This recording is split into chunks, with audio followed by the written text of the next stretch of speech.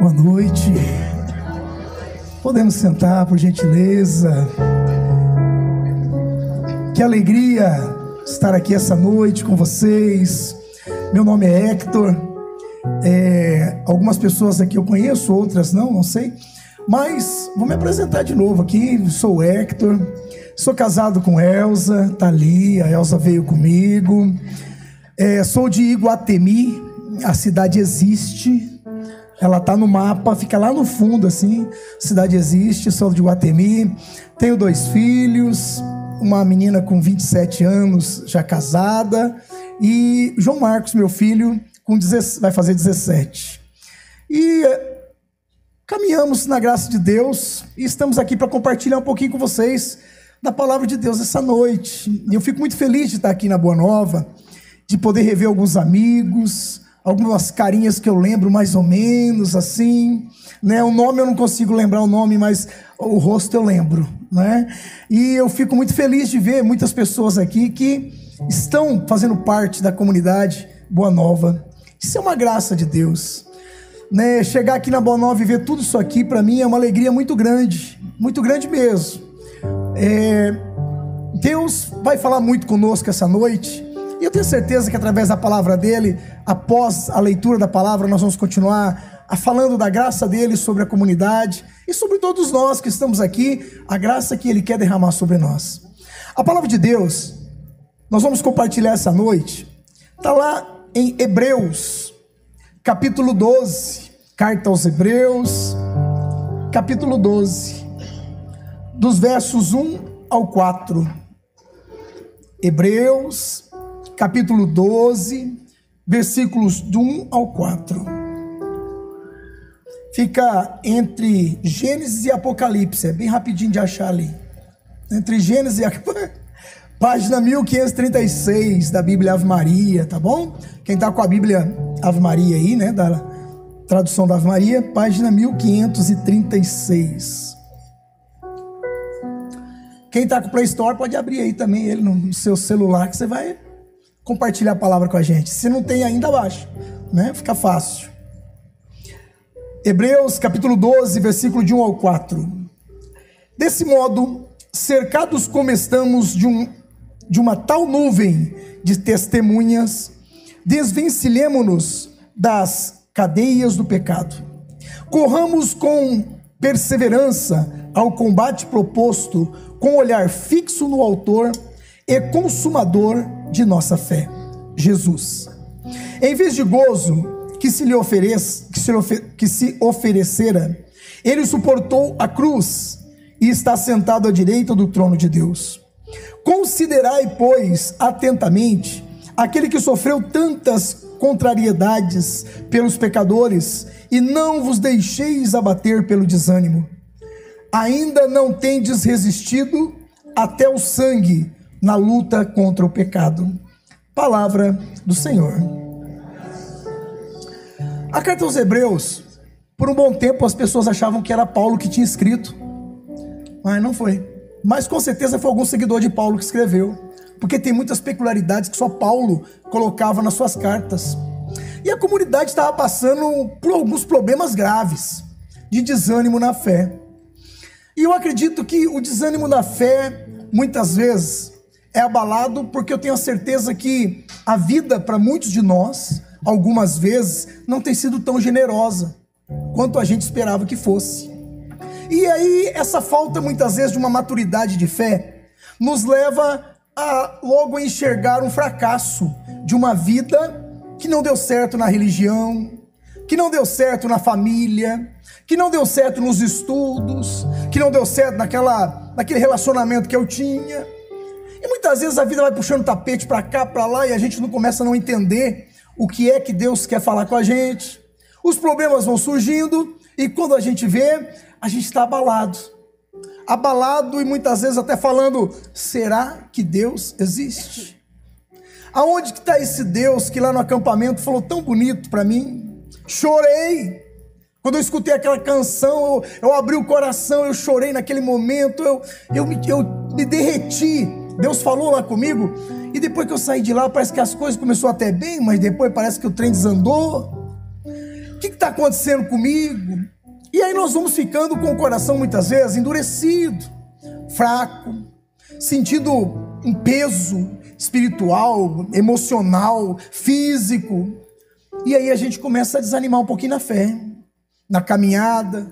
Nos primeiros momentos a gente vem porque nos convidam. No primeiro momento eu venho porque eu quero vir. Fiz o acampamento, eu estou feliz da vida. Depois pode ser que eu passe por alguma situação da minha vida que mexa um pouco comigo. E pode ser que eu fale assim, será que a coisa vai continuar assim para sempre? Algumas pessoas quando fazem um acampamento, depois de um tempo, falam para mim assim, nossa, Hector, depois que comecei a rezar para isso daí, que assombração apareceu do meu lado mesmo. O trem ficou difícil, né? E eu falo, minha filha, graças a Deus, porque esse trem já estava acontecendo na tua história, a luz só mostrou o que estava escondido. E agora você tem força para passar por isso. Graças a Deus que você fez o acampamento. Graças a Deus que você está aqui hoje. Quando a gente faz o acampamento, muitas vezes a gente acha que todo mundo aqui fora mudou.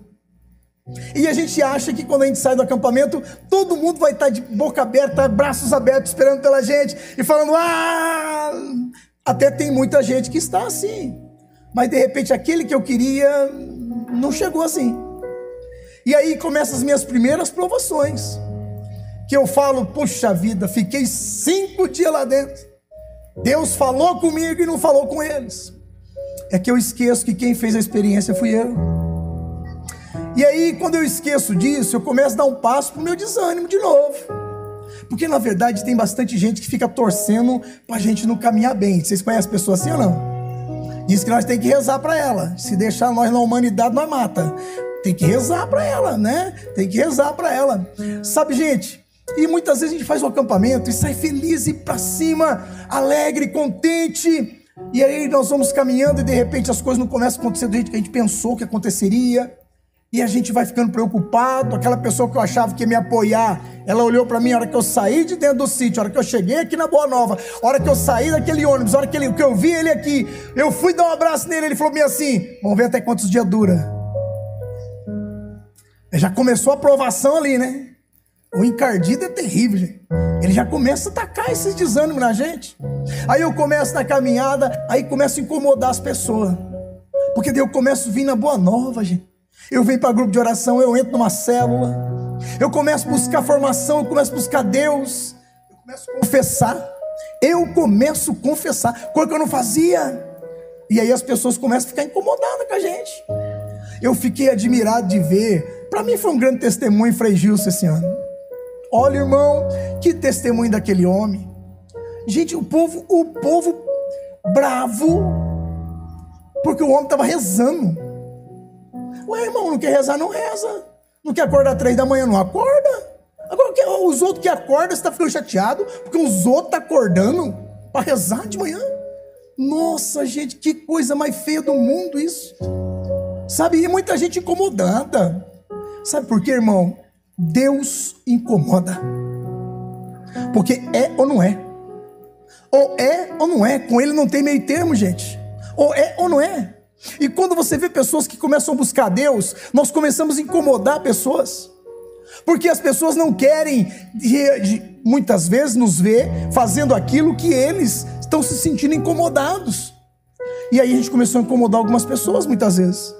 E aí começamos a incomodar, porque comecei a confessar, comecei a comungar, comecei a acertar minha vida sacramental, eu acertei meu batismo, eu casei na igreja, eu comecei a aprender a rezar o terço. Abri a porta do meu quarto rezando um terço, mas que é isso? Você não rezava nem uma Ave Maria? E quantas mães, quantos pais, eu não sei quem fez o acampamento primeiro, que o outro passava assim e falava assim, vamos ver até quando seu pai chega. Já fez cursilho, já fez ECC, já fez tudo que tem coisa, anda até com a fitinha, mas não para de beber. Parece que torce pro encardido, gente. E essas pancadas a gente vai levando, e muitas vezes isso também nos ajuda a desanimar da fé. O nosso imediatismo é outra coisa também que nos ajuda a desanimar na fé. A gente quer para ontem. A gente faz uma novena e quer que entre os 9 dias a coisa aconteça. Não que não pode, pode. Mas olha como é que nós somos. Aí chega lá pelo 7º dia e fala, será que Santa Terezinha lembrou de mim? Será? Um dia? Um dia eu e a Elza, nós em casa a gente faz sempre uma noveninha começo de ano. Todo mundo. né? A gente senta, fala uma noveninha. Nós estávamos passeando na casa dos meus pais, e aí chegou no comecinho do ano, no quarto lá, a Maria falou assim: pai, a nossa novena, temos que começar hoje. Eu falei assim: bora! E agora? Nós não temos nenhuma novena aqui, vamos pegar pelo celular? Não, peraí, pai, eu tenho uma noveninha lá no carro. Eu falei: tá bom. Ela saiu do quarto correndo, foi lá. Maria já estava com uns 20 e poucos anos. Foi lá, pegou a novena, o João bem emburrado para fazer a novena. Tá bom, vamos fazer. Sentamos assim. Me veio a Maria Cecília com uma noveninha de Santa Luzia. Aí que ela falou: ó pai, Santa Luzia. De verdade, gente, eu virei e falei assim: não, tô com problema nas vistas. Falei pra ela: não, tô com problema nas vistas. Falei: pai, não fala assim. Falei: não, nós vamos rezar, vamos fazer a novena. Aí cada um fez um pedido da novena. Eu fiz um pedido lá, eu fiz um também. Eu tava querendo assumir um concurso público como professor. Sou professor, gente. Nossa, agora acabou com tudo. Eu sou professor. Aí, gente, eu queria assumir o concurso do estado e não conseguia assumir, aquela confusão, e já estava indo para caducar o concurso e tinha vaga, e aquela confusão, né? Enfim, eu falei: então já que é para pedir, eu pedi então para Santa aí logo, vou pedir então. Pedi para Santa Luzia, né? Na minha oração. Cada dia era um que puxava a novena. Chegou no meu dia, eu peguei, puxei a novena, fiz tudo. No finalzinho a gente falava lá: Santa Luzia, rogai por nós. A hora que eu falei Santa Luzia, todo mundo falou: rogai por nós. Eu dei um tempinho, tinha uma outra oração depois, eu parei um pouquinho e virei para eles assim, eu, a Elza, a Maria e o João. Falei assim: Nossa Senhora Aparecida. Eles viraram para mim e falaram: rogai por nós. Aí a minha filha falou assim: pai, por que o senhor falou Nossa Senhora Aparecida? Eu falei: filha, vai que de repente a graça não chega através dela. Maria dá uma puxadinha para cima. Pai, o senhor não brinca com isso. E, gente, olha, falar para vocês, eu tomei, foi uma lapada, né? Porque através de Santa Luzia foi que eu assumi o meu concurso. E como se não bastasse, né? Eu assumi ele em julho, eu assumi, e nós tínhamos uma viagem no outro ano marcada, né? Para maio. E aí então eu fui, assumi o concurso em julho, e em maio do outro ano nós fomos para a Itália. E aí falaram assim: não, nós vamos visitar Veneza. Eu falei: vou lá querer andar de gôndola, eu quero ver coisa religiosa. Quero ver o Papa, quero ver... andar de Veneza. Não, vamos lá. Aí tá bom, chegamos lá, já levei uma lapada porque o corpo de São Marcos está lá. O corpo de São Marcos está aqui, tá? Já fomos lá na igreja e tal. E o padre falou assim: ó, nós temos uma missa, vamos celebrar numa outra igreja ali agora. Cheguei lá, qual igreja que é? E o corpo dela estava lá. Aí a Elza falou: bem, toma. Eu falei: eita, meu Deus, né? Perdão, Santa Luzia. Mas a gente muitas vezes, a gente quer um negócio para ontem. E quando a gente não recebe esse negócio para ontem, a gente começa a desanimar também. E aí a gente começa a falar assim: será que Deus está me ouvindo? Será que não? E aí vem os baques da vida também, né, gente? Perca de filhos, perca de relacionamentos, casamentos, que muitas vezes era um casamento de muitos longos anos e de repente alguma coisa aconteceu. Pessoas que nós amávamos que se foram, pessoas que a gente tinha uma admiração e de repente fez uma coisa tão horrível que também me largou lá no chão. E a gente vai desanimando, gente. E a gente vai desanimando, e aí a gente esquece que existem duas coisas que nós precisamos sempre prestar muita atenção. Tem momentos que eu vou viver da euforia, meu irmão, do grito, do louvor, do fogo que eu sinto, da presença de Deus que me levanta.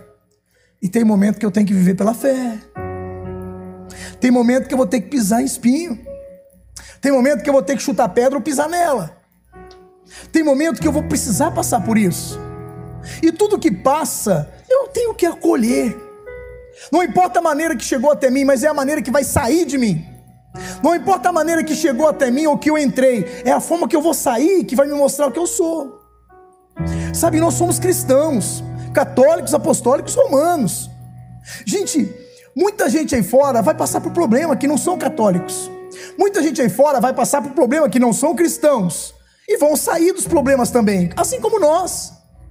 Mas a forma que nos compensa é o como eu vou sair daquilo que eu estou passando. Porque muita gente passa por problemas sérios e depois sai com outros problemas. Passou por aquele, mas gerou outros na vida dele. Agora, o cristão, ele vai passar por aquele problema, mas ele sabe em quem ele colocou a confiança.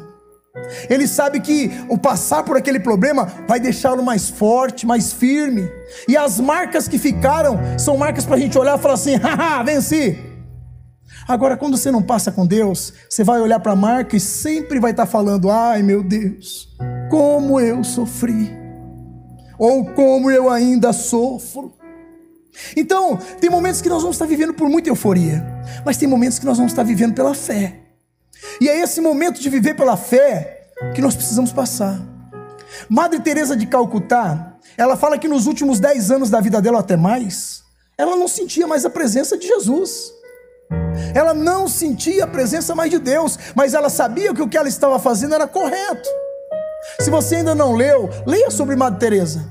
Ela falava que ela não sentia mais gosto pela oração, ela não sentia mais gosto pela Eucaristia, ela não sentia mais gosto pela Santa Missa, mas ela ia todos os dias adorar Jesus Eucarístico. Não sentia a presença mais dele, não sentia, mas ela ia todos os dias. Todos os dias. E a coisa mais bonita que teve foi o dia que ela se encontrou com São João Paulo II. Que ela falou assim: você veio. Eu não te sentia, mas você veio. E no livro dela tem uma coisa que me chamou muita atenção. Olha que mulher de Deus, vivendo realmente pisando entre espinhos, perseguida, castigada. As pessoas zombavam dela, tiravam sarro dela. As pessoas humilhavam, muitas outras pessoas muito importantes humilhavam ela ao extremo, mas ela sabia que aquele era o caminho, O encontro dela com São João Paulo II foi lindo, foi maravilhoso, que deu a ela a graça do continuar. Deus sempre joga algo a mais na nossa história, irmão, mas nós temos que caminhar com Ele. Sabe, uma coisa que me chocou muito no livro dela, fala que ela foi pedir comida, porque ela tinha um lugar que ela cuidava dos doentes, e depois ela construiu um outro lugar para cuidar das crianças abandonadas de rua, que ela cuidava ali, o orfanato, e ela foi pedir comida para o orfanato. Então as irmãs saíram umas para cá, outras para lá, e ela foi. E fala que ela chegou na casa de uma mulher muito rica, e aí ela bateu palma, a mulher veio, e ela falou assim: eu queria que vocês me dessem alguma coisa para as nossas crianças, eu estou pedindo aqui alimento para as nossas crianças. E a mulher puxou uma catarrada assim, cuspiu na cara dela. E aí então Madre Teresa puxou assim, limpou e disse: para mim você já deu o que eu mereço, agora por favor, para minhas crianças. Gente, sabe, nós vamos ter dias difíceis, mas nós temos que saber como passar eles. A comunidade aqui, fala para nós aqui aos Hebreus, estava passando por um momento de crise, de dificuldade, de abandonar a fé, uns querendo falar assim: será que compensa? Outros: acho que não, vamos voltar a ser judeu normal, vamos voltar para a religião judaica, vamos continuar sendo aquilo que a gente era, e pronto. E aí então essa carta veio e disse assim para eles assim: levanta a sua cabeça, lembra daquele que morreu por você, lembra daquele que deu até o final do sangue que ele tinha no corpo, ele foi e deu por você. Nós ainda não sofremos nada, nós estamos numa caminhada, levanta a cabeça, o céu é o nosso lugar, é lá. Sabe, gente, nós precisamos caminhar firmes assim também, não deixar o desânimo bater em nós. Quando ele bater na gente, lembrar que eu tenho um Deus que cuida de mim, que eu tenho um Deus que não se afasta de mim, e que vai passar, tudo na vida passa, vai passar. E com Deus eu vou passar com vitória. Sem Ele eu vou passar murmurando dos cortes que eu tive, das cicatrizes que ficaram. Com Deus eu vou olhar e vou falar assim: eis aqui, Senhor, nós vencemos. É nós, sabia que é nós? Deus vem combater com você. Deus não vem para fazer nada para você. Deus vem para combater ao seu lado, nas suas dificuldades, naquilo que você tem. Deus vem para combater contigo. Deus não vem para fazer as coisas no seu lugar. Tem certas coisas que competem a mim. Então Deus vem aonde eu não chego, Ele chega por mim. Mas aonde eu chego eu preciso andar. Até lá onde eu chego eu preciso caminhar. Sabe, irmão, e é isso. Não ter medo, levantar a cabeça. Cristão precisa levantar a cabeça, o coração e caminhar, mesmo diante de momentos difíceis da vida. Eu conversava com o Márcio ali fora, gente, né? O Márcio Ney. Gente, eu conheço esse povo de muito tempo, né? Eu tenho até vergonha, porque eu já tô velho, quando eu comecei a olhar bem, assim, né? O Márcio, né? O falecido Paulinho, né? O Pop, a gente chamava ele de Pop, um menino santo. O Naor, quando eu conheci hoje, Diácono Naor, né, gente? Não falta com respeito dele não, né? Diácono Naor. O Naor, gente, quando eu conheci ele tinha o quê? Uns 14 anos, uns 15, por aí, né? Era um guri, né? Quando foi cantar lá em 1990, lá em Guatemi. Em 1990 eu tive uma experiência pessoal com Jesus. Carnaval de 1990. E lá eu conheci, primeiro, o Naor, o Betão, também hoje diácono. Olha quantos frutos para a igreja. Também diácono hoje. E aí, então, eu conheci o Márcio, Paulinho, conheci a Lucy. E aí, então, gente, eu tive uma experiência muito forte com Deus ali. E aquela experiência com Deus me motivou. Me motivou a também largar uma vida ruim que eu tinha para poder ser igual a eles. Eu olhava para eles e eu queria ser igual a eles. Ah, não, eu quero também ser, uai. Eu quero também cantar, eu quero também pregar, eu quero também fazer as coisas, né? E motivado por esse olhar que eu tive, Deus colocou esse olhar. Deus me fez me enxergar a santidade desse povo, desses meninos que buscavam uma santidade. 17 anos, 18 anos, 14 anos, 16 anos. Eu tinha 18, 19, eu acho, 19. E aí, quando eu olhei aquilo, eu falei assim, eu preciso e quero. E ali começou uma amizade entre eu, Naor, Márcio, Paulinho, Lucy. Depois nós conhecemos Marcinho. Marcinho já era dessa caminhada aí. E conheci o Marcinho um pouquinho depois. E aí nós fomos conhecendo alguns irmãos. Nosso querido irmão, também aqui até brinquei com ele, né? Na hora que eu cheguei, falei assim, e aí, terminou teologia? Terminei! Né? Assim, pessoas amadas e queridas que a gente conheceu lá atrás e hoje a gente veio aqui. E eu lembro a primeira vez que eu vim conhecer isso aqui. Quando o Naor falou bem assim, eu troquei minha casa num lugar para fazer uma comunidade de vida dentro de mim, eu falei, é louco? E ele falou assim, eu vou sair do serviço. Eu falei, nossa. Eu falei, Elza, vão rezar que o Naor tá ficando pior. Se não for um chamado, ele vai se matar depois. Vamos rezar, né? E aí a gente veio conhecer aqui. Eu falei, meu Jesus, o que será que vai dar isso? E aí Naor começou, com muita coragem. Coragem de quem realmente tem o coração entregue ao Senhor. Passou dificuldade? Poxa lá, vida. A gente que compartilhava muito a vida, a gente sabia a dificuldade um do outro e a gente sabia o quanto que o Naor amava tudo isso aqui. E o quanto era um chamado grandioso de Deus para a comunidade Boa Nova. E aqui a gente veio ver, né? Quem podia imaginar que hoje a comunidade Boa Nova estaria com essa estrutura de evangelização? Quem poderia sonhar? Só Deus sabia. O chamado é para todos nós, meu irmão. A resposta que é a diferença entre eu e você. O chamado é para mim, o chamado é para o Naor, o chamado é para você. Agora, a nossa resposta é que vai dar a linha da nossa história. E graças a Deus, olha aí, que coisa linda. Sabe, irmão, e na minha caminhada, eu suportei muitas coisas, e graças a Deus, Naor, o pessoal, a gente rezava, eu chorava, eu falava, eles falavam, eles choravam, e a gente vinha compartilhando a vida, mesmo à distância. Eu vinha aqui muitas vezes em Campo Grande, e vinha aqui, chegava aqui, tava os guris com uma enxada, passando, carpindo aqui. Uma comunidade de vida sofrida que estava no começo, tudo iniciando, e eu vi aquele povo com a enxada aqui limpando. Tinha um rapaz de Guatemi que resolveu fazer uma experiência na comunidade. Ele estava aqui, o Adeildo, né? Ele estava aqui, o Adeildo, também para lá e para cá. Eu falei, Deus do céu, cuide desse povo. Cuide desse povo. E sabe, irmãos, e a caminhada é assim. As coisas não vão acontecendo sem a gente fazer a nossa parte. Deus vem para combater com a gente. E você vai fazendo a tua parte, Deus vem fazendo a dele. Irmão, é assim que funciona o milagre. Eu vou, Deus vem. Se eu ficar parado, o milagre não vai chegar. Você não espera, eu quero arrumar um emprego, quero arrumar um emprego. Tem que sair de casa, filho, fazer currículo, levar, sabe? Pelo menos isso.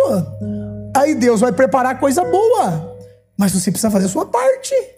Então, irmãos, na nossa caminhada, nós passamos por momentos difíceis, mas nós precisamos ter a certeza que Jesus é o Senhor da nossa vida. Ninguém mais que Ele, ninguém vai ser mais e ninguém nunca foi mais que Ele. Ele, começo, meio e fim.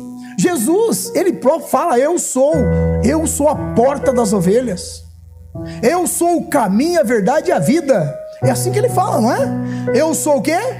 O caminho, a verdade.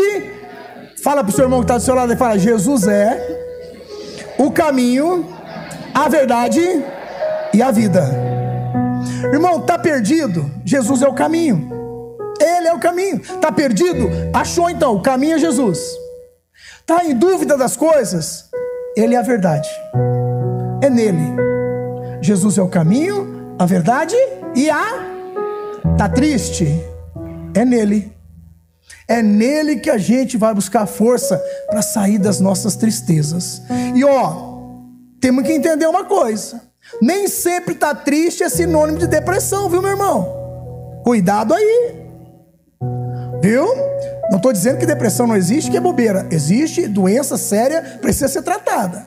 Mas escuta, a tristeza muitas vezes faz parte para o decolar da nossa vida. Eu não posso achar que vai ter só coisa boa na minha história. Na minha história vão ter problemas, vão ter que passar muitas vezes por tantas situações que eu não vou gostar, que eu vou ficar triste. Mas eu me levanto naquele que me fortalece, Jesus de Nazaré, que é o caminho, a verdade e a vida. Nessa minha caminhada, gente, eu já fiz muita coisa errada. O que é de errado eu sei, posso falar para vocês. O que é de certo não é muita coisa. Mais erramos do que acertamos. Mas vou falar para vocês que o pouco que a gente acerta vale muito a pena. E a maior acertada da minha vida foi me entregar para Jesus. O maior acerto que eu tive até hoje foi quando eu me entreguei realmente e comecei a pregar. Eu tinha muita resistência. Eu nunca quis pregar acampamento.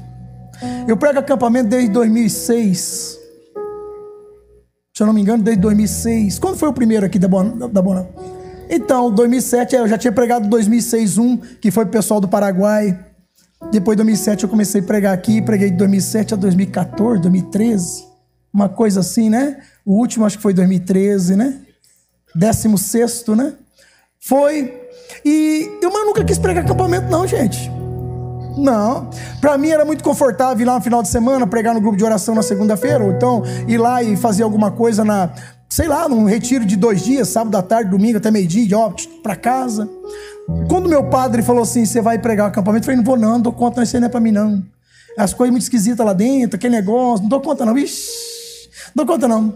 Não, mas você tem que pregar. Eu falei, Padre João, não dou conta não. Padre João, português, firme na fé, homem de Deus, hoje já se encontra no céu. Um homem que tenho certeza que intercede por mim. E eu sei que eu falei para ele que não. E aí ele falou assim, não, você vai pregar um juvenil. Antigamente, lá em 2005, 2006, o acampamento juvenil era um só. Juvenil e sênior era tudo junto. Não separava. Juvenil e sênior era junto. Acima dos 18 fazia o juvenil sênior. Então ele falou, você vai pegar só um juvenil. Nós vamos colocar, era mesmo os modelos do sênior, só que era só juvenil. E nós vamos colocar só a galera de 18 a 26. Aí tá bom, solteiros, tá bom. Fui pregar o primeiro juvenil, preguei o primeiro juvenil. E aí falei pra Elza assim, bom, agora deu, pra mim fechou, é um peso violento, eu não vou rezar mais que eu já rezo bastante, mas tá bom já o tanto que eu rezo, eu não tenho condição de fazer mais isso não, né? O padre falou assim, ô rapaz, tem um padre aqui do Paraguai, que ele quer fazer o acampamento.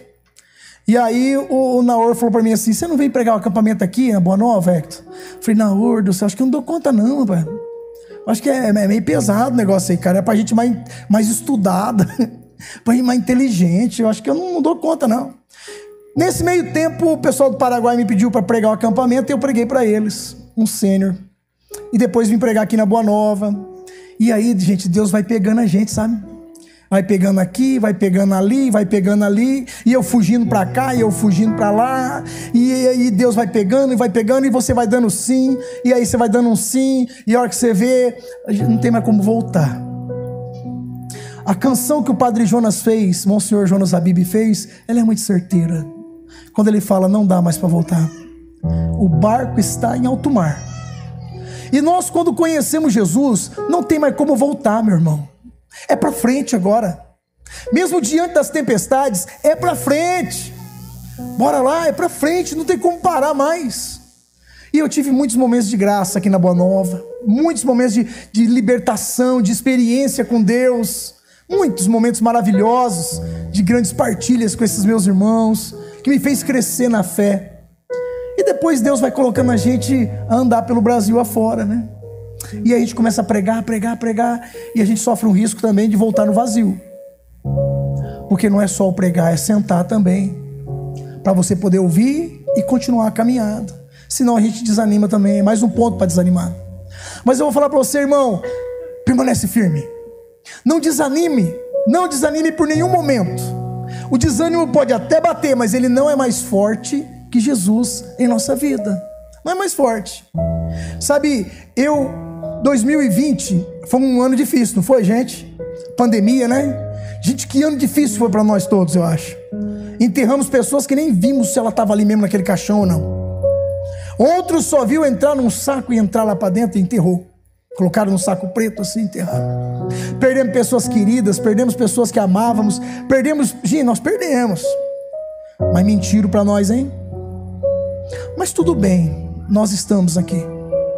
Sabe, eu vou falar para você que 2020, embora tudo isso, Deus fez um milagre na minha vida. Gente, eu saio muito pregar o evangelho. Até 2020 eu pregava uns 26 acampamentos por ano. Eram uns 26 acampamentos por ano até 2020. E assim, era bem corrido. 2020 foi um ano que não podia sair de casa, né? Fiquei o ano inteiro dentro de casa, gente. Deus me deu um presente. Diante de tanto sofrimento, Deus me deu um presente. Só que eu demorei a enxergar esse presente. Porque de março, quando parou tudo, até maio por aí, gente, eu fiquei louco em casa. O pessoal fala, você não está acostumado, né? Mas briguei com a Elza. Nossa Senhora, eu nunca lavei tanta roupa na minha vida. Eu nunca estendi tanta roupa. E quando eu terminava o negócio, vinha e falava assim, pai, faz o almoço. Eu falei, meu Deus, eu acabei de estender a roupa. Aí um dia nós fizemos uma reunião lá em casa. Aí ela falou assim, primeiro eu reclamei pra Elza, né? Falei, Elza, não tô aguentando não. Vocês me ajudam aí, que a coisa tá feia pro meu lado. Eu tô ficando nervoso demais. Aí fizemos uma reunião. Gente, temos que dividir isso aí, tá ficando pesado pro pai. Eu não ficava em casa, então eles queriam que eu fizesse tudo com eles, né? Sabe, irmão, foi uma bênção de Deus. Quando eu compreendi que Deus tinha preparado aquele momento, diante daquele sofrimento que nós estávamos passando, Deus preparou aquele momento para estar em casa. E foi um ano que eu fiquei em casa o ano todo. Ficamos em casa o ano todo, foi maravilhoso, foi uma bênção de Deus. Mas a coisa vai caminhando. Abril de 2021, nós começamos a abrir, o Brasil começou a abrir, aquele negócio de ficar em casa já começou a ser menos, todo mundo saía com máscara, não era? Podia sair com máscara, não podia ter aglomeração de pessoa. Em junho, por aí, eu recebi uma ligação de um padre, lá de Primavera do Leste. Hector, vem pregar um acampamento para nós aqui. Eu falei assim, você tá doido para dar todo mundo de máscara? Não, eu vou fazer. Eu falei, mas como o senhor vai fazer? Nós vamos fazer teste em todo mundo antes de entrar no sítio. Nós vamos fazer não sei o quê. Eu falei, mas padre, você não vai prender nós tudo aí dentro do sítio. O senhor já imaginou nós aí? Vai chegar a polícia, vai prender, vai sair jornal, o povo da igreja preso, né? Eu falei, não, já falamos com todo mundo aqui, vai dar certo. Eu falei, quando o acampamento? Ele falou, outubro. Eu falei, outubro? Falei pra ela, e aí, Elza? Aí ela falou assim, a marca não vai ter mesmo? Eu falei, tá marcado. Tá marcado. Marquei. Gente do céu.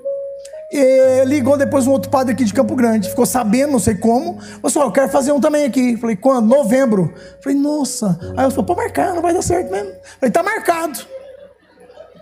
Marquei também. Falei, pronto. Falei, vai ser só esses dois mesmo, não vai ter mesmo. E tá bom. E o tempo foi passando, chegou em final de junho. Foi julho que nós fomos no médico, Elza? Foi junho, né? Em junho, a Elza falou assim, nós temos que fazer nossos exames. Precisamos fazer nossos exames, nós precisamos ver como é. Porque nós tivemos 2 vezes Covid, né? Aquelas primeiras que quase morremos psicologicamente. Eu fui daquela leva lá de 2020, peguei também. E aí, gente, vamos fazer os exames, vamos. E aí nós fomos surpreendidos com câncer. E aí me arrebentou, meu irmão. Aí foi a hora de viver pela fé e sair da empolgação. Sabe, irmão, a paulada quando nós descobrimos que a Elza estava com câncer foi uma paulada gigantesca na minha vida. Primeiro pensamento meu, cadê Deus? Falei, cara, eu saio de casa 26 final de semana e você permite um negócio desse na minha vida? Primeira coisa que eu falei, eu vou parar tudo. Só esse do acampamento mesmo marcado, não vai ter. E aí então fomos fazer exames. Primeiro era uma suspeita e depois nós fomos pegar o resultado disso aí. E nós pegamos o resultado e aí deu que era realmente câncer maligno, tinha que fazer uma cirurgia imediatamente, já estava do grau número tal, era agressivo e assim por diante. Falei, cara do céu. Quando nós recebemos o resultado disso, nós fomos para casa, meu cunhado estava com a gente lá, minha filha não estava e nem meu filho. Nós fomos para casa, fizemos em Dourados os exames, voltamos para Iguatemi. Chegamos em Iguatemi, minha filha sentou em volta da mesa, a gente já tinha falado mais ou menos para ela por telefone. Sentamos assim na mesa da cozinha, e aí a Maria Cecília na ponta, a Elza aqui, Elza chorando, eu me segurando, João Marcos sentado do meu lado, e aí nós ficamos uns minutinhos em silêncio. Depois que falamos para eles que era câncer maligno, era assim, abrimos como é que era mesmo. A Maria Cecília, minha filha, virou uma mulher. Ela já era uma mulher de 20 e poucos anos, né, uma menina de 20 e poucos anos, uma moça, e ela falou assim, pai, nós vamos sair dessa. Pai, Deus vai cuidar de nós. Dentro de mim eu falava, não vai, minha filha. Porque a palavra câncer, a primeira coisa que a gente entende é o quê? Morte. Vai morrer. Não tem mais jeito. É violento. Muita gente morre. E eu por dentro de mim eu falava assim, será, meu Deus? E aí minha filha, não, porque não sei o quê. Não. O João saiu, foi no banheiro, do banheiro ele foi pro quarto dele. E lá no quarto dele eu escutei um barulho, gente. Mas um barulho forte, assim, parecia que o guarda-roupa tinha caído, assim, sabe? Aí a Elza falou assim, Hector, eu corri no quarto, eu abri a porta, assim, aí eu vi meu filho sentado no chão, com a mão machucada. Ele deu um soco na porta do guarda-roupa dele, e a hora que eu entrei, ele olhou para mim em lágrimas e disse, papai, eu pedi tanto para Jesus que não fosse maligno, e Jesus não ouviu minhas orações. Aquela hora eu abracei meu filho e falei, Deus, pelo amor de Deus, Senhor, por favor, não deixa meu filho perder a fé. A minha está abalada, mas eu não gostaria, Senhor, que ele perdesse a fé que agora ele está começando a construir. Falei, Deus, não deixa meu filho perder a fé. E naquela hora eu abracei meu filho e falei, filho, vai dar certo, isso aqui, nós vamos passar por isso aqui. E ele falou a segunda frase que me arrebentou de novo.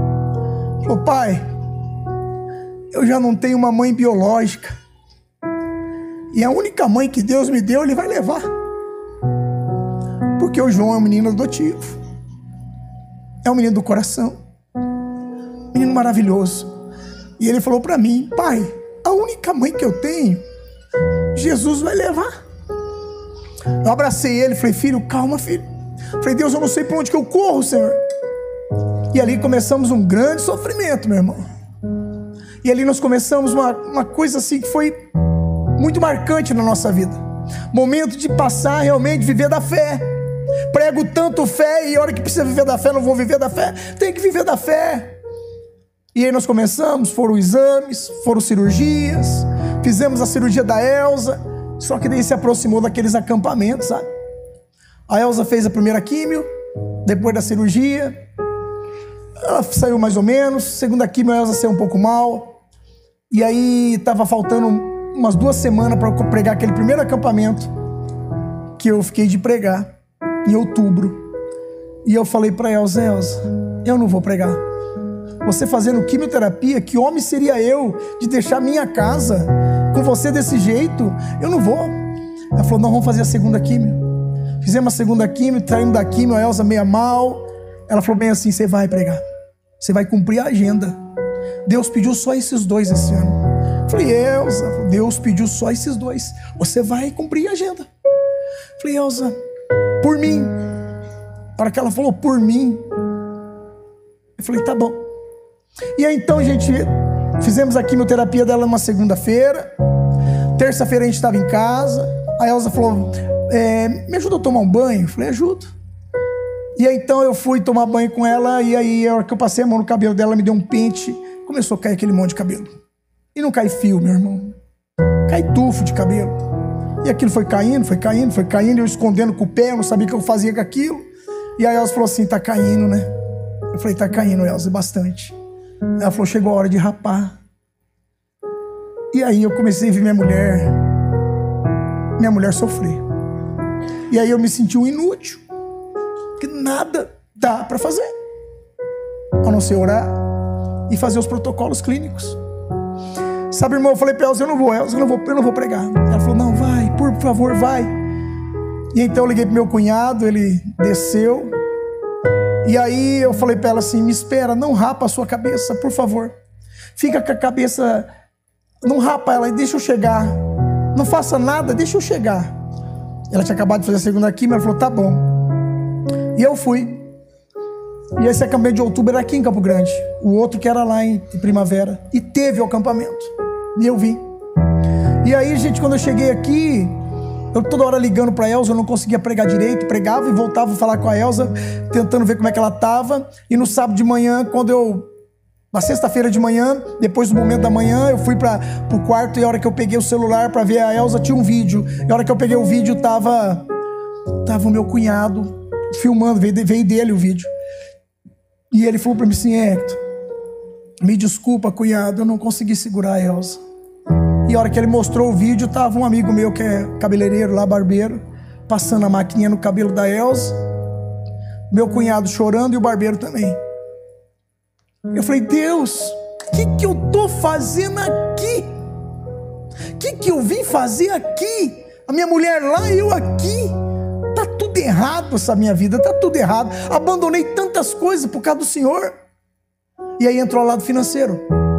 Porque daí nós começamos a gastar muito, gente. Gastar um dinheiro que eu não tinha. E aí a gente foi pegando dinheiro de banco, emprestado. E aí eu comecei a falar, Deus, se eu estivesse trabalhando no outro lugar onde eu trabalhava, eu ganhava bem, eu podia hoje pelo menos dar um conforto a mais para minha esposa. Eu poderia pelo menos ter um carro que não quebrasse. Porque a coisa está difícil e olha o que está acontecendo. Mas, irmão, Deus naquela hora estava ali, estava comigo, e eu não estava sentindo. E aí então, a hora que eu falei tudo aquilo, fui para a capela rezar, chorar do sítio. E aí voltei para o quarto. A hora que eu voltei para o quarto de novo, eu vi uma mensagem de um amigo que falou para mim assim, Hector, cuida das coisas de Deus aí, que nós estamos cuidando da Elza aqui. E aí começou a chegar mensagem de muitos amigos meus, de muitos. E aquilo foi me confortando. E eu liguei para Elza, para Maria Cecília, e falei, Maria, você consegue pegar tua mãe e trazer ela aqui para mim em Campo Grande? Ela falou, sim. Falei, então vem, minha filha, vem que eu preciso da sua mãe aqui comigo. E a Elza chegou. Quando eu vi ela entrando no sítio, toda inchada por causa do corticoide, dos medicamentos, careca, com uma coisinha na cabeça. Eu falei, Deus, me ajuda. E ali nós eu comecei a enfrentar uma situação assim de muito conflito. Mas eu não abandonei Deus, embora todo o conflito. Preguei o acampamento de novembro. Minha esposa em dezembro começou a fazer radioterapia. Tinha 30 sessões para fazer, ela não conseguiu fazer, fez só 25, que era o protocolo mínimo. Ela teve queimadura de 2º, 3º grau. E eu vendo minha esposa daquele jeito. Falei para ela assim, Elza, ano que vem eu não vou marcar nenhum acampamento. Terminava em janeiro, né? As rádios. Abril. Falei, Elza, eu não vou marcar nenhum acampamento. Aí a Elza falou assim, aquilo que Deus pedir, nós vamos fazer. E quando possível eu vou contigo. Falei, meu Deus. Abri alguns acampamentos, não foram muitos, abri alguns. Elza passou. Essa fase passou, gente. Deus foi me levantando Elza também, a minha família, o meu filho. Meu filho deu trabalho. Foram 2 anos de tratamento rigorosos que nós fizemos, que o João deu muito trabalho nesses 2 anos. Bagunçou demais ele. Bagunçou demais. E eu vou falar para vocês, tem faquista aqui ou não? Tem algum faquista por aqui? Estão lá em cima cuidando das crianças? É o retorno do FAC, um grupo lá. O que ajudou meu filho foi o FAC. Meu filho fez o FAC, meu filho voltou muito melhor. Muito melhor. Em muitos aspectos. Meu filho está uma bênção de Deus. Sabe, irmão, Deus foi caminhando e foi fazendo a gente passar, e a gente foi passando e fomos pela fé, cruzando, pisando aonde a gente não enxergava. Digo para você, pisamos muitas vezes aonde não enxergava. Deus colocava o chão e não pisava, porque o que vinha depois do pé não sabia mais onde era o chão. Mas Deus foi caminhando com a gente. Foi caminhando, foi caminhando, foi caminhando, e a gente foi passando. Foi passando, a graça de Deus começou novamente a levantar o nosso coração. Sabe, os irmãos começaram a rezar pela gente, rezar muito pela gente. Correntes de oração sendo feitas em muitos lugares do Brasil. E chegou o ano passado, fizemos os últimos exames da Elza. Elza tinha que fazer outra cirurgia, fez outra. Agosto do ano passado. Mas foi uma cirurgia de um grande sucesso. Elza estava diabética tipo 2, precisava acabar com a diabetes, por causa que senão seria novamente um grande risco para o retorno do câncer, né? Então precisava acabar, como era tipo 2, dava para fazer isso ainda. Então ela fez uma cirurgia e reverteu, graças a Deus, não é mais diabética, graças a Deus. Não toma mais nada para diabetes, mas graças a Deus. Sabe, Deus foi mostrando em pequenos detalhes o quanto que Ele cuidou de mim, da Elza, o quanto que Ele foi cuidando da gente, da nossa vida financeira.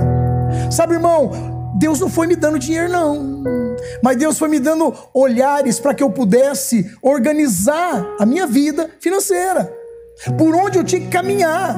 Não caiu dinheiro do céu na minha vida, mas era por onde eu tinha que caminhar, por onde eu tinha que ir, era o caminho que eu precisava fazer, era aquilo ali. Sabe, irmão, Deus foi organizando a minha história, organizando a minha vida. E eu vi a Elza voltar a ser feliz, eu vi a Elza voltar a sorrir, eu vi a Elza voltar a ficar bem de novo. E eu falei, Deus, obrigado. Obrigado, porque por mais que eu quis me afastar, o Senhor não permitiu que eu me afastasse. Pessoas me davam sinais da sua presença. E sabe, irmão, e a coisa vai passando, vai caminhando, vai caminhando. Ano passado, a Elza já estava muito bem. Graças a Deus ela fez a cirurgia em agosto, mas ela estava bem. Essa cirurgia foi uma outra coisa que ela precisou fazer. E ela veio caminhando bem, e aí então chegou final de 2023 para 2024, eu abro a agenda em setembro. Quando chegou já dezembro, minha agenda estava fechada. Eu falei assim, Elza, comecei a conferir a agenda, falei, que é isso? Elza, tinha mais de 40 acampamentos marcados. Eu falei, Elza, o que aconteceu aqui? Nós descuidamos. Eu fui marcando, você foi marcando. Ou sou eu? O que aconteceu? E a minha Elza falou assim, gratidão, Hector. Vai ser os nossos anos de gratidão a Deus por tudo que Ele fez na minha vida e na sua e dos nossos filhos. Nós vamos fazer anos de gratidão por tudo que Ele fez para nós. E eu preguei 40 acampamentos ano passado e esse ano também. Está na linha dos 40. Gratidão. Nenhuma agenda minha é feita sem a aprovação dos meus filhos. Eu não saio de casa como um louco. Nós conversamos em casa, eles me dão as datas que eles querem que eu fique, e nós programamos as nossas férias juntos. Porque quando eu encerro o acampamento é férias para valer. No meados ali do dia 14, por aí 13, é o último acampamento que eu tenho de dezembro. Depois só volto a pregar na última semana de janeiro, penúltima semana de janeiro. E esse tempo é deles, é com a minha família 100%. Sabe, irmão, gratidão. Gratidão é algo que nós também temos que ter ao olhar para trás e ver tudo que Deus já fez de bênção. Parar de reclamar por aquilo que não tem e agradecer por aquilo que já tivemos. Já diz para nós, sabe, muitas vezes a gente perde pessoas, a gente reclama e chora. Claro, só chora daquilo que foi bom, só sente saudade daquilo que foi bom. Sabe, irmão, mas Santo Agostinho nos fala uma frase que é muito forte, que a dor da perca, escuta você que veio aqui hoje, que perdeu alguém, ou que perdeu algo que até hoje você não se conforma de ter perdido, escuta, Deus quer falar com você, que a dor da perca nunca seja maior que a alegria de um dia ter possuído. Viu? Que a dor da perca nunca seja maior do que a alegria de um dia ter possuído. A alegria de um dia ter possuído tem que ser sempre o louvor a Deus. Não importa se foi algo pessoal, financeiro, não importa se foi uma pessoa, não importa quem foi. A alegria de um dia ter tido, ela tem que sempre ser maior do que a tristeza de ter perdido. Santo Agostinho nos fala assim. E eu tomei posse dessa frase para a minha vida. E se você hoje me perguntar qual é a frase da sua vida, eu digo essa: a tristeza de ter perdido nunca pode ser maior que a alegria de um dia ter tido. E graças a Deus passou. Estamos aqui de novo na Boa Nova. Estava com saudade de você, desses irmãos maravilhosos, dessa comunidade maravilhosa, dessa escola que tem aqui agora, gente. Coisa mais linda. Isso é bênçãos. A gente pode até ter perdido algumas situações lá fora ou lá atrás, mas para frente tem mais bênçãos do que nós perdemos. E agradecer por um dia ter tido aquilo que um dia sequer perdemos. Você quer ver uma coisa? Elza, sobe aqui. A Elza, tudo passa, só Deus basta. Está aqui minha Elza, bem, e veio comigo hoje. E tem caminhado comigo nas missões. Graças a Deus. Tudo passa, só Deus basta. Esses 800 quilômetros é também de gratidão. 400 para vir, 400 para ir, para estar aqui com vocês nessa noite, em gratidão a Deus. Gratidão. Até porque deu tudo errado nossos planos, né? Nossos planos era sair para viajar por aqui, depois voltar aqui. Nós saímos viajar para o outro lado e voltamos para cá, né? Mas é gratidão, irmão. Nunca esqueça de agradecer. 3 coisas para o seu coração ser curado: gratidão, perdão e fé. Quer curar o teu coração? Gratidão, perdão e fé. Trabalha isso. A graça chega mais rápido do que você imagina. E quando ela vem, ela esparrama até nas pessoas que nós não gostamos. Quem sabe eles me oram. Gratidão, perdão e fé. Mas para tudo isso, irmão, é de joelho no chão. Eu queria que você escutasse essa canção um pouquinho. Escuta essa canção comigo, porque daqui a pouquinho nós vamos trazer aquele que é o rei que estará entre nós. Aquele que pode, aquele que toca, aquele que cura e liberta. Escuta essa canção. Fecha um pouquinho os teus olhos e escute essa canção no teu coração. E deixa Deus falar contigo agora. A cruz onde Cristo sofreu toda a dor é o caminho que mostra o amor, que perdoa os pecados que eu fiz. Redenção.